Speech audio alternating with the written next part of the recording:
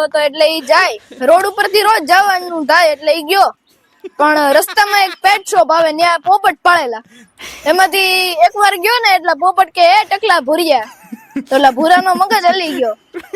બીજી વાર ગયો, પહેલી વાર તો એને લેટ ગો કર્યું, બીજી વાર ગયો તો ભૂરો પોપટ ફરીથી કે એ ટકલા ભૂરિયા, ભૂરો તો સમય ગયો. ત્રીજી વાર ગયો ને તો ઓલો ત્રીજી વાર બોલ્યો એટલે એને અંદર જઈને કીધું કે ભાઈ આ તમારો પોપટ છે ને મને ટકલા ભૂરિયા કરે છે એટલે એને તમે કાબુમાં રાખો. એટલે દુકાનદાર ને ગુસ્સો આવ્યો, એને ઓલા પોપટના ડોલમાં 3-4 ડૂબકી મરાવી. ત્રીજી વાર પાછો ત્યાંથી ગયો ને એટલે ઓલા પોપટના પાંજરા પાસે જઈને ઉભો રહ્યો કે એટલે કેમ કઈ બોલતો નથી, તો કે તું સમજી ગયો ને. નમસ્કાર, ફરી એક વખત આપ સૌનું સ્વાગત છે મારી ચેનલ બિલ્વમ વ્યાસ છોટુ આર્ટિસ્ટ પર.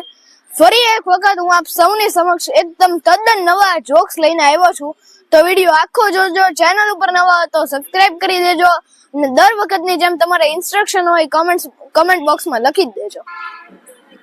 હમણાં ભૂરાની પત્નીએ ભૂરાને કીધું કે ભાઈ ઘરે મહેમાન આવવાના છે એટલે ખીચડી સિવાય કઈ બીજું બન્યું નથી હો એમ. એટલે ભૂરો કે વાંધો નહીં, પણ મહેમાન આવે ને એટલે તારે કઈક વાસણ પાડવાનું, હું એમ પૂછીશ કે ભાઈ શું ઢોળાવું, એટલે તારે એમ કહેવાનું શાહી પનીર ઢોળાઈ ગયું.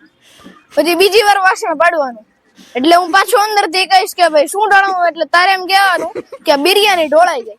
અને પછી છેલ્લે હું એમ રાડ પાડીશ કે ભાઈ કાંઈ વાંધો નહીં, હવે ખીચડી લેવા આપણે બધા જમી લઈએ. એટલે મહેમાન આવ્યા અને પેલું વાસણ પડ્યું એટલે ભૂરાએ રાડ પાડી ભાઈ શું ઢોળાનું, તો કે શું ઢોળાનું, હું કે તંબુરો, ખીચડી ઢોળાઈ ગઈ. નાના હતા ને ત્યારે પપ્પા પાસે એવી જીદ કરતા કે ભાઈ લાલ ચાંદા વાળી બંદૂક લઈ આવો, એટલે એમાં ફોડી અને મજા આવતી, દિવાળીમાં જ ફૂટતી, એ તો ફરી દિવાળીમાં જ ફૂટે. એટલે હવે મોટા થયા ને એટલે પપ્પાએ લાલ ચાંદા વાળી જ લઈ આવી દીધી, પણ એમાં ફરક એટલો કે રોજ ફૂટે.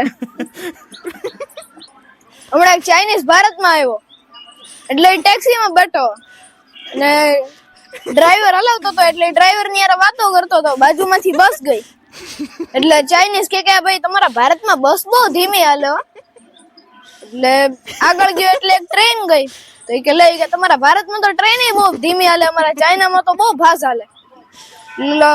ડ્રાઈવર નો મગજ ગયો, કારણ કે આખા રસ્તામાં એને ભારતની બદનામી જ કરી. છેલ્લે ઉતર્યો ને એટલે કીધું ભાઈ કેટલું બિલ થયું, તો કે 10,000. તો કે ઓ હોય કે તમારે બધું ધીમું હાલે, અહીંયા કેબ એટલી ધીમી હાલે તો એ બિલ કેમ આટલું ફટાફટ આવી જાય, કેમ આટલું ઝડપથી આવે? તો કે મીટર છે ને એ ચાઇનીઝ છે. હમણાં એક બેંકમાં લૂંટ થતી હતી એટલે ઘણા બધા ચોર હતા, એમાં મુખ્ય ચોર હતો, એને એમ કીધું કે ભાઈ આ રૂપિયા દેશના છે અને જીવન તમારું છે. એટલે બધા ગ્રાહકો હતા એ બી ગયા એટલે કોઈએ કઈ વિરોધ ન કર્યો. આને કહેવાય માઇન્ડ ચેન્જિંગ કોન્સેપ્ટ. પછી બધા બેંક લૂંટી લીધી એટલે એમાંથી એક ચોર હતો ને એ ભણેલો હતો, એટલે એને એમ કીધું કે ભાઈ આ જે તમે પૈસા ચોર્યા છે એકવાર ગણી તો લ્યો.